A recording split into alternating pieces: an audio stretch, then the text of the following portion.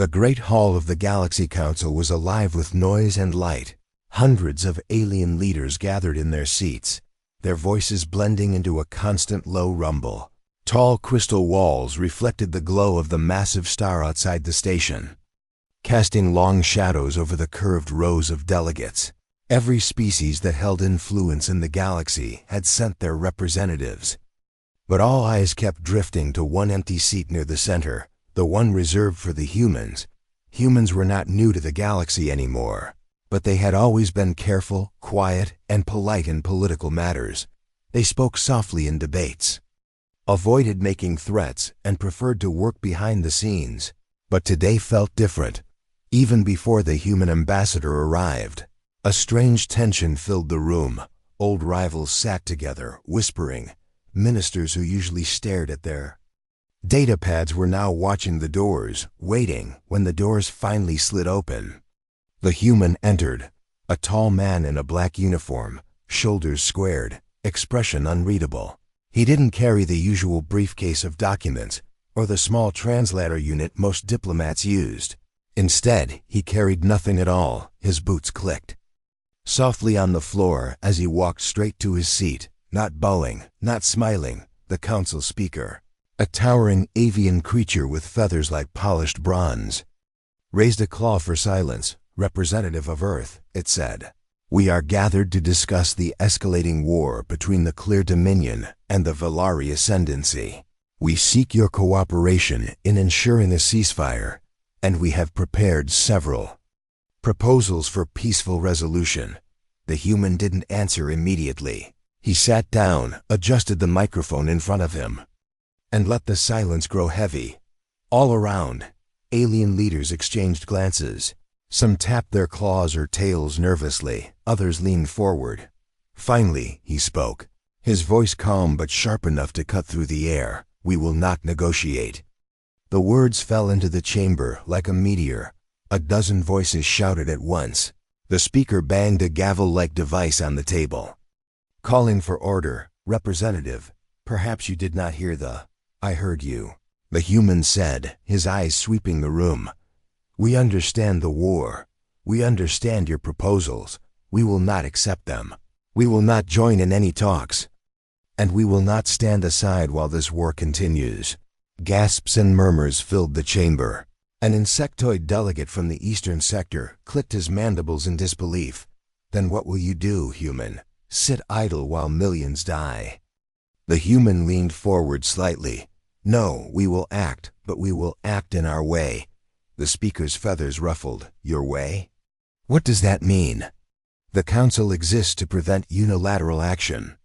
All member worlds agreed to this after the last galactic war. We agreed to avoid meaningless talks while people died, the human replied. We agreed to prevent chaos. But now chaos is here, and every hour you argue over the wording of peace treaties, more cities burn. A reptilian ambassador from the southern spiral hissed. Are you threatening the Council? The human didn't raise his voice, but somehow it carried more weight than the shouting around him. No, I'm telling you the truth.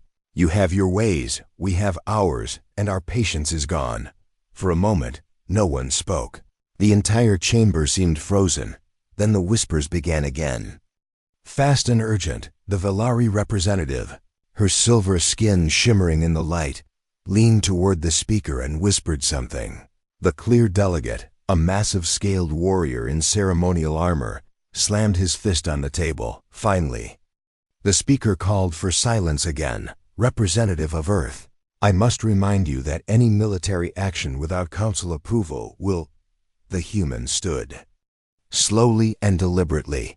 The Council can remind me of whatever it wishes, but Earth will do what it must. We will not send envoys, we will not sign your papers, and we will not wait for permission to save lives. He pushed his chair back and began walking toward the door. Every step echoed. Aliens turned to watch him leave. Some looked furious, others looked afraid. A few, mostly those from border worlds who had seen human warships before, looked almost relieved, as if they knew something the rest didn't. As the human reached the door, he paused and looked back. His eyes locked with the speaker's. "You have days, maybe hours, before the war spreads beyond the two empires. When that happens, you'll remember this meeting." Then he was gone. The heavy doors slid shut behind him, and the chamber exploded into noise. Some shouted for sanctions against Earth. Others demanded more intelligence reports. A small number argued that perhaps the humans should be allowed to act, but they were drowned out by the louder voices. In a quiet corner of the chamber, an old aquatic delegate turned to his aide and whispered, "They think the humans are reckless. They think this is just bravado." The aide, a young scaled creature, tilted its head. "And it is not?" The old one's eyes narrowed. "No, it is a warning. And I have seen what happens when humans stop talking and start moving." Far beyond the station, in the dark cold of space, massive Terran shipyards were already glowing with life, steel. Giants were waking, and the galaxy had no idea what was coming. The Galaxy Council Hall was still buzzing long after the human representative had left. Delegates shouted over each other, tails and claws tapping in frustration. Entire clusters of planets were represented here, yet none of them could agree on what the humans' words truly meant. Some believed it was all a bluff, a way to pressure the council into quicker decisions. Others feared it was a declaration of war. In a secured chamber far from the main hall, only the most senior members of the council met behind closed doors. The room was dim, lit by the soft pulse of the station's artificial sun beyond the window. The air smelled faintly of ozone from the energy shields that protected the walls. Around the large round table, the leaders sat in uneasy silence until the speaker, feathers still ruffled from the meeting, finally spoke. "They refuse all diplomacy." The speaker said slowly, "I have never seen a member species reject the council so directly." An insectoid with golden chitin clicked its mandibles in annoyance. "Then we must remind them who controls interstellar law. The humans are still new to the stars. They cannot hope to defy us all." An old reptilian ambassador leaned forward, his scaled hands resting on the table. "You think they are new? You think they are weak? You are a fool. My world traded with them decades ago, and I have seen their fleets with my own eyes. They hide their strength, but they do not lack it." The golden insectoid made a hissing laugh. "Stories, nothing. More, if they were as dangerous as you claim, they would have shown it long ago." The reptilian's tail lashed against the floor. "They have shown it, just not to you. You forget the Uran crisis. The silent war on the outer rim. Ships vanished. In seconds, entire pirate armadas disappeared without a trace. Who do you think did that? The humans, and they didn't even ask for thanks." A murmur spread around the table. Some nodded quietly, others still shook their heads. A tall, silver-skinned Velari representative spoke next, her voice calm but edged with concern. "We must not underestimate them.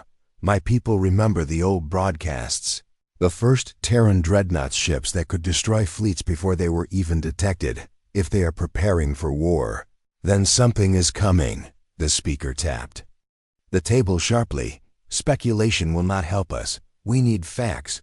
What are the humans building? Where are they deploying their forces? Why are they rejecting diplomacy now, after years of compliance?"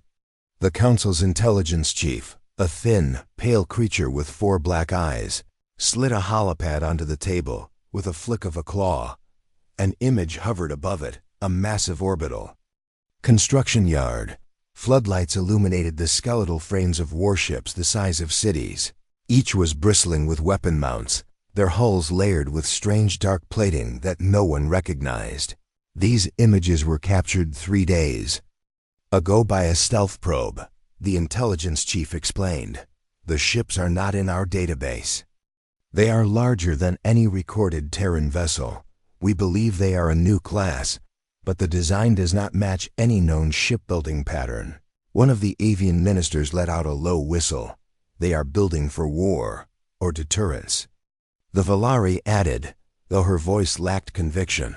The speaker's voice grew harder. "And what of the rumors? The destroyed outpost near the Warzone?" The intelligence chief hesitated. The evidence is unclear. The attacks were surgical, quick, no survivors, no transmissions. Weapon signatures were scrubbed. Whoever did this knew exactly how to hide their trail, which means humans, the reptilian ambassador growled. They learned long ago how to fight without leaving proof. The golden insectoid slammed its claw against the table. Then they must be stopped before they ignite. A war that consumes us all. We can blockade their worlds, cut their supply lines. Do that, the reptilian cut in. And you'll find their fleets at your doorstep before the week is over. The argument swelled again, voices rising, accusations flying across the room. Old grudges between species began surfacing, as they always did in moments of crisis. Yet through all the shouting, the Valari representative sat quietly, her silver eyes watching the data feeds. She had seen human war once, long ago, and the memory still haunted her. Finally she spoke, her voice carrying enough weight to silence the room. You are all afraid of the wrong thing. You think the danger is that the humans will start a war. But the real danger is that they will end it on their terms. And when they do, the galaxy will change forever. The room fell into heavy silence. Her words hung there like a shadow. Meanwhile, far from the Council's chambers, in deep space beyond the core systems, the humans were already moving. Massive carriers slid through the void, flanked by cruisers and escort ships. Each vessel ran silent, their weapons offline but ready, on the bridge of one of the largest Dreadnoughts. Admiral Cashin Holt stood with his hands behind his back, watching the stars drift past. No one on his ship spoke of diplomacy. There were no envoys here, no translators, only soldiers, engineers, and gunners. The orders were simple and final: move to the Warzone, establish control, and do not wait for permission. As the fleet cut through the blackness, Holt thought of the council meeting. He imagined the look on their faces when they realized them. Humans had never been asking for approval. They had been giving a warning, and now, the time for warnings was over. Back in the council's secure chamber, the speaker finally broke the silence. We will continue monitoring their fleet. Prepare for emergency protocols if the humans are truly preparing for war. His voice trailed off. The reptilian finished the sentence for him, his voice low and certain. Then nothing will stop them. While the Galaxy Council argued and traded warnings in their marble chambers, humanity moved with a precision that had nothing to do with politics. In the cold dark of space, Earth's shipyards came alive. Orbital rings around Mars glowed with the heat of construction. Titan's icy surface shook as buried hangars opened to reveal towering warships. On the distant edge of the Sol system, massive asteroid docks slowly rotated, welding steel giants into existence. From a distance, they looked like ants working in silence, but each ant was a construction drone the size of a fighter craft. Each beam it welded was thick enough to withstand a direct hit from a railgun. The shapes taking form in those docks were unlike anything recorded in the galaxy's databases. They weren't sleek like the fast patrol craft humanity had shown to the public. These were bulky, armored, and brutal, built for survival and overwhelming firepower on Earth itself. Cities slept while orbital lifts carried cargo into space, containers full of titanium alloys, reactor cores, and shield generators rose from the planet's surface like silent rivers. They vanished into the waiting bellies of carrier ships, disappearing into the fleet assembly points. At the Terran Defense Command headquarters in Geneva, Admiral Cashin Holt stood before a massive tactical display. The holographic table showed hundreds of green icons, warships, transports, and fighter wings spreading outward from Earth like ripples. A group of senior officers watched with him, their faces illuminated by the shifting light. "We're ahead of schedule," one of them said, scrolling through a manifest. "The new Dreadnoughts will be ready in weeks, not months." Holt gave a slow nod. "Good, because we're not waiting for the Council to make up their minds. The Clear and Valari are about to learn what happens when you drag humanity into a war." The officers exchanged quick glances, but no one argued. They all knew the truth. The humans hadn't stumbled into this conflict. They had been preparing for years, quietly building and refining their fleets while the rest of the galaxy assumed they were harmless traders and explorers. But now, with the Council pushing endless diplomatic debates, Holt had been given the signal. A single encrypted transmission from Earth's president had arrived 2 days ago. Move, without further delay, out in the Kuiper Belt, away from prying alien eyes. The most secret part of the mobilization was unfolding. There, drifting among the frozen rocks, were the black ships, officially. They didn't exist, no registry, no public records. They were coated in adaptive hull plating that bent light, making them vanish into the darkness of space, even in full view. Their edges seemed to fade into shadow. Inside one of these ships, Commander Rhea Donovan oversaw final systems checks. Her crew moved with quiet efficiency, speaking in clipped, hushed tones. They had trained for this for so long that their movements felt more like instinct than orders. Stealth drive active, rail batteries online, combat AI sensed.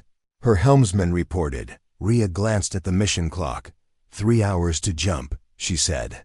After that, we're ghosts, back in the Council's territories, alien spies.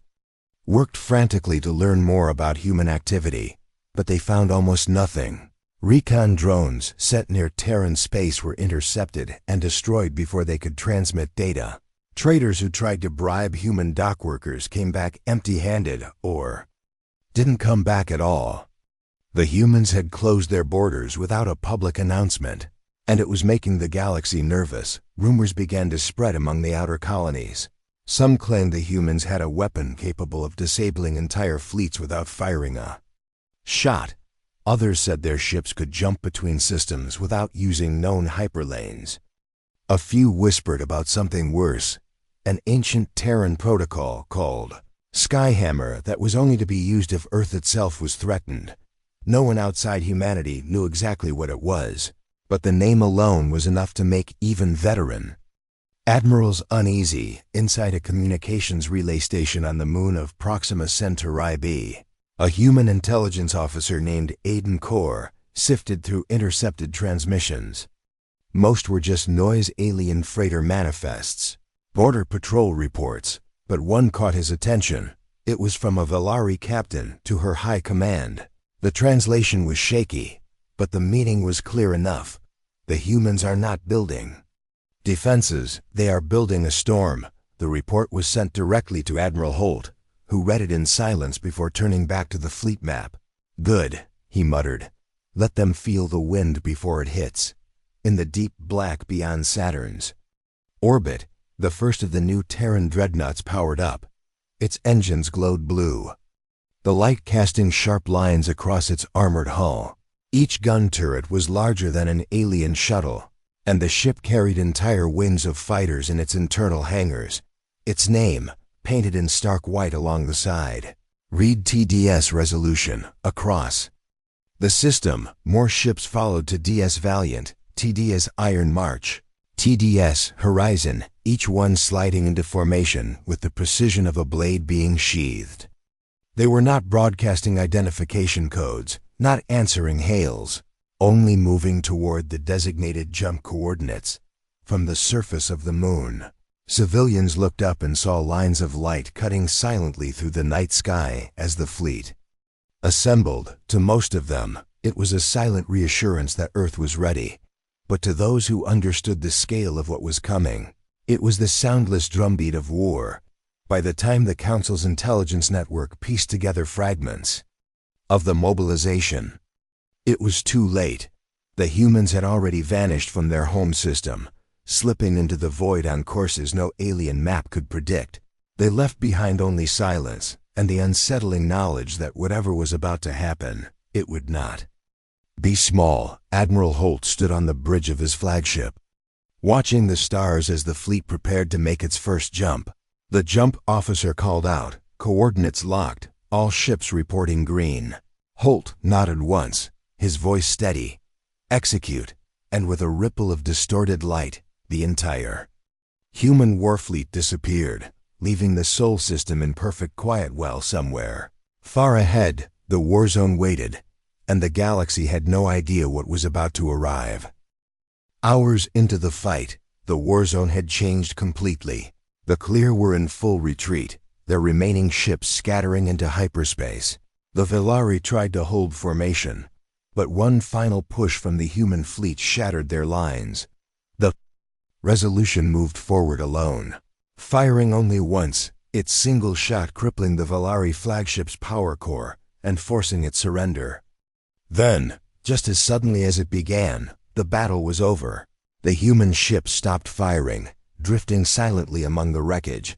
There was no cheering, no broadcasts of victory, just the quiet hum of engines and the distant crackle of dying fires. Across the void, across the galaxy, live feeds from the Warzone flooded into council chambers. Delegates watched in stunned silence as the humans dismantled two of the largest fleets in the quadrant in less than a day.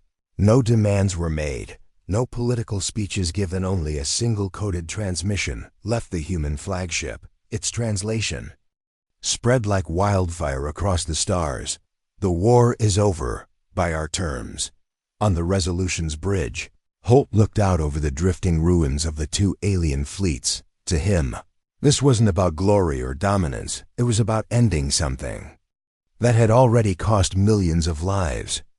He had no interest in negotiation or treaties. This was humanity's way of keeping peace. The cleanup crews moved in, towing crippled ships and rescuing survivors. Both Clear and Velari captains found themselves aboard human vessels, disarmed, and treated for their wounds. Some refused to speak. Others demanded to know what the humans planned next. Holt gave them all the same answer: you will return to your people. You will tell them the fighting is done, and if they start again, we will return. By the time the Terran fleet jumped out of the system, the Warzone was quiet for the first time in years. The survivors watched them vanish into hyperspace, unsure whether to feel relief or fear, because in the end, the humans hadn't just won, they had decided the future of the conflict without asking for anyone's permission. And somewhere in the black, beyond the reach of any alien radar, the fleet regrouped, silent as always, waiting for the next time. The galaxy forgot what humanity was capable of. The images of the battle spread across the galaxy faster than light. In every starport, on every colony world, on every ship with a functioning comm screen, beings stopped what they were doing to watch. The footage was raw and unfiltered, human warships tearing through two mighty fleets like they were made of paper.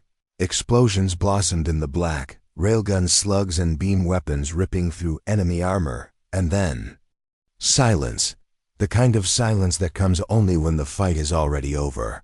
In the grand chamber of the Galaxy Council, the delegates watched the replay in stunned disbelief.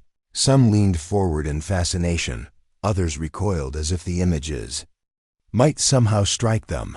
The Velari representative's silver skin seemed dull under the chamber's lights, her eyes fixed on the moment her people's flagship was crippled. The Clear delegate sat rigid, jaw muscles tensing each time a Clear ship vanished in a burst of flame. Around them, murmurs grew into open shouting. They attacked both sides without provocation.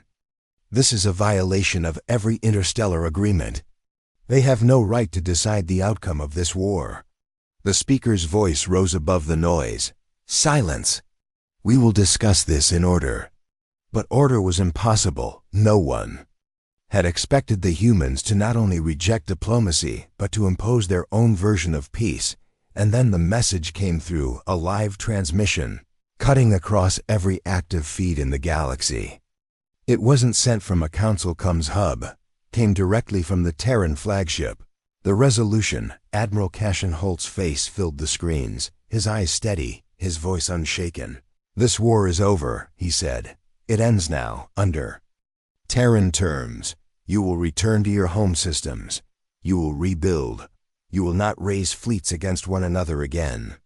He didn't raise his voice, but the authority in it was unmissable.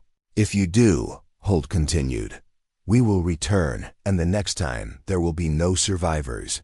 Gasps and furious shouts erupted in the council chamber. Some called it arrogance, others called it tyranny. but a few those who had lived through the chaos of the last galactic war sat in quiet agreement. They remembered how long it had taken the Council to negotiate even a ceasefire. The humans had done it in a single day, across the Valari Ascendancy.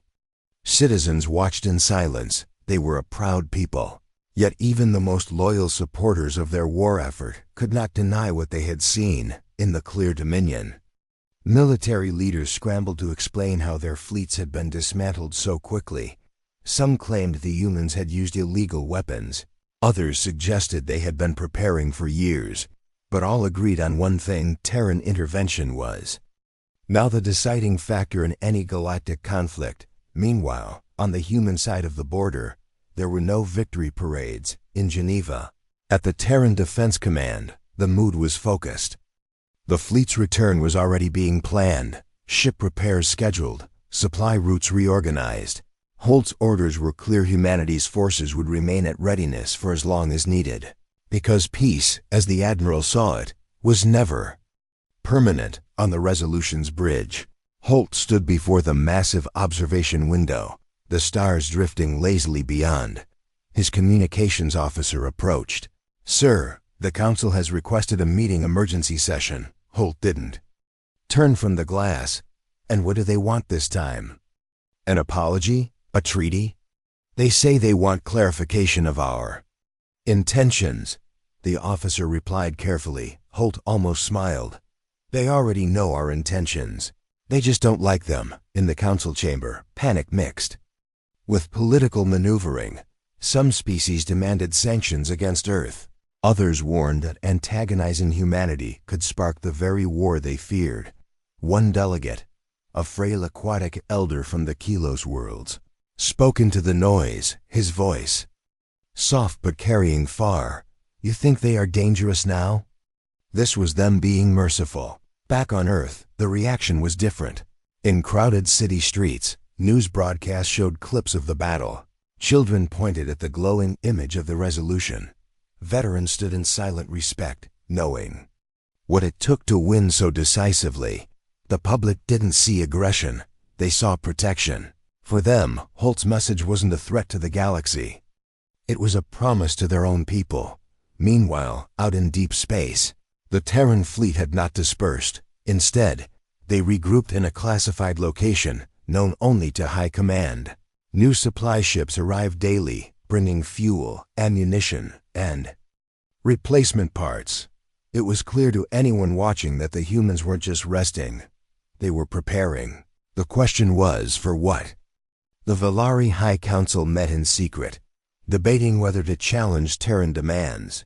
But their intelligence reports told them what they didn't want to hear. Every fleet they could muster now was still weaker than the one humanity had just destroyed. The clear leaders faced the same dilemma. War was impossible, but surrendering to human terms felt like humiliation. And yet, the alternative was unthinkable. In the following days, Holt's broadcast was replayed over and over again. Some worlds hailed him as a hero, others cursed at his name.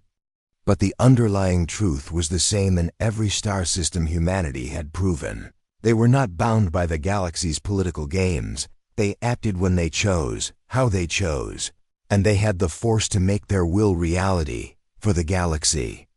Council, the choice was grim but simple: accept the peace the humans had created, or risk becoming their next battlefield. For Holt and his fleet, the work was not done. Peace had been forced into existence, but keeping it would take something far more dangerous than diplomacy. It would take readiness, and the will to use it. And so, in the shadowed depths of space, the Terran warfleet waited. Engines silent, weapons ready, eyes always on the horizon. Because Holt knew the galaxy well enough to understand one truth: someone, somewhere would break this peace, and when they did, the humans would be there. Not to talk, not to negotiate, but to end it, just as they had before. The Warzone had been silent for weeks. No more clear patrols prowled the borders. No Valari fleets slipped into disputed territory. Instead, the wreckage of destroyed ships drifted like cold monuments to a battle the galaxy would never forget. For the first time in years, trade routes reopened. Merchant convoys moved without escorts, and civilians dared to travel without fear. But no one believed this peace was permanent. On the neutral world of Seraph Prime, the Galaxy Council convened once again. The chamber's atmosphere was very different now. The shouting and arrogance of earlier sessions had been replaced by something rare, a quiet caution. Delegates spoke in measured tones, careful not to trigger the same kind of fury they had seen from the humans. Reports were read aloud. The Clear Dominion had withdrawn its military from 3 contested systems. The Valari Ascendancy had signed a new trade agreement that avoided all disputed zones. Both sides were licking their wounds, but neither dared to rearm. Every intelligence officer in the chamber knew why humanity was watching. The Valari representative rose to speak, her silver robe shimmering under the chamber lights. "My people do not forget the destruction of our fleet," she said. "But nor do we forget the lives spared when the humans chose not to finish us entirely." Her eyes swept the chamber. "Make no mistake, they could have," the Clear delegate, his scaled features tense, added grudgingly. "We acknowledge the same. They destroyed our ships, yes, but they also rescued our survivors. That is not the act of a species seeking conquest." His gaze hardened. "But it is the active one that now holds the balance of power over us all." At that, murmurs rippled through the chamber. Some feared this new reality, others saw it as a relief. For centuries, the galaxy had been a chessboard of shifting alliances and endless small wars. Now there was a single piece on the board that no one dared to challenge, far from the political stage. The Terran fleet was still at work, in deep space, far beyond the Council's reach. The warships had not returned to their home ports. Instead, they patrolled quietly, shadowing shipping lanes and intercepting potential threats before they could escalate. To outsiders, it looked like an invisible wall had been raised around the galaxy's major civilizations. On the TDS resolution, Admiral Cashin Holt reviewed the latest patrol reports. A Valari pirate band had been intercepted 2 days ago, their weapons confiscated before they could raid a trade convoy. A Clear warlord who refused to disband his private fleet had woken to find every one of his ships disabled and floating in dock. Not destroyed, just rendered useless.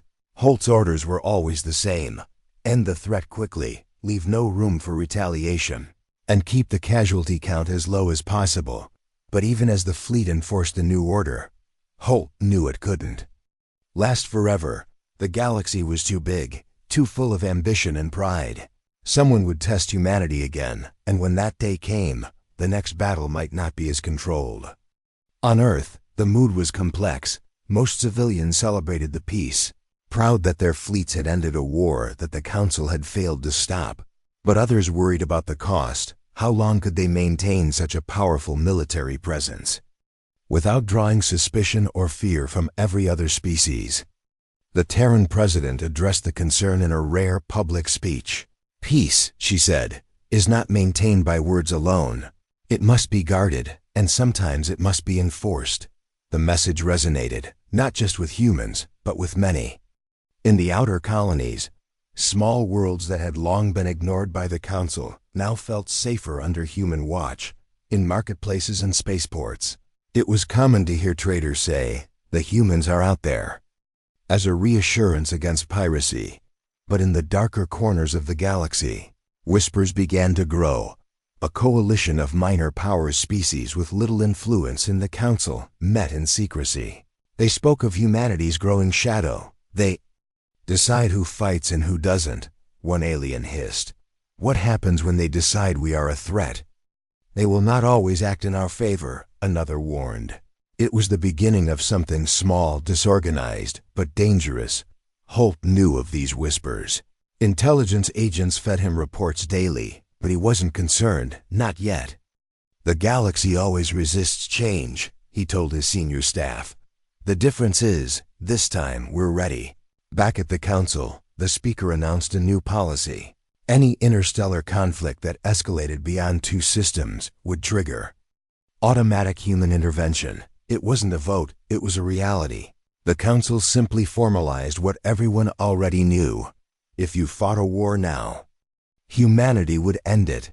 As the session ended, the Valari and Clear representatives left side by side. They didn't speak, but the fact that they could walk through this same hall without drawing weapons was proof enough of the change in the black of space. The Resolution cruised silently. Holt stood at the viewing deck, the stars stretching endlessly before him. This was not the galaxy he had joined the Navy to serve. It was quieter now. But quieter didn't mean safer. It meant the tension was building. Like the stillness before a storm, he turned to his first officer. Keep the fleet sharp. No matter how calm it looks out here, it never lasts. The officer nodded. Understood, sir. But do you think they'll ever thank us? Holt looked back at the stars, his voice steady. They don't have to. Peace isn't about thanks.